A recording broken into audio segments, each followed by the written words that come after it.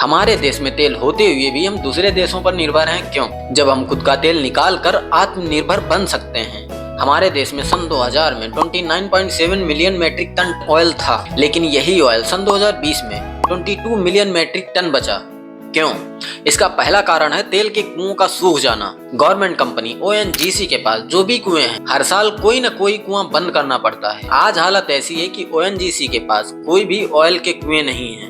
इसका मतलब ये नहीं हमारे देश में तेल के कुएं नहीं है। हमारे देश में जहाँ जहाँ तेल मिलने की संभावना है, उस हिस्से को 22% स्टोर किया गया है। लगभग 15 सालों में 450 ब्लॉक्स ड्रिल करने की इजाजत दी गई है, लेकिन सिर्फ 30 ब्लॉक को ही खोदने की कोशिश की गई है। ऐसा क्यों?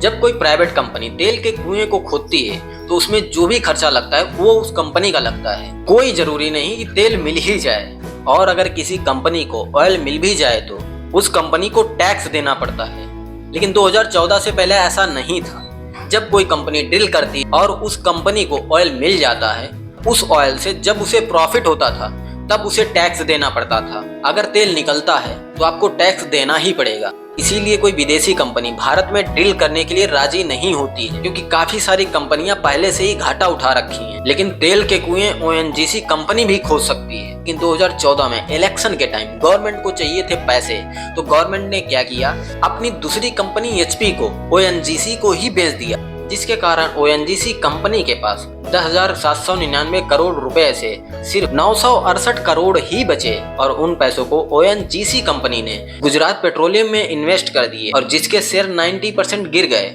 जिसके कारण से ONGC कंपनी घाटे में चली गई। इसीलिए हम भारत में तेल के कुएं होते हुए भी हम तेल को नहीं निकाल पा रहे। तो आपको समझ आया तेल ना निकाल पाने के पीछे माजरा क्या है। और अगर ऐसी और वीडियोस देखनी है तो डू सब्सक्राइब।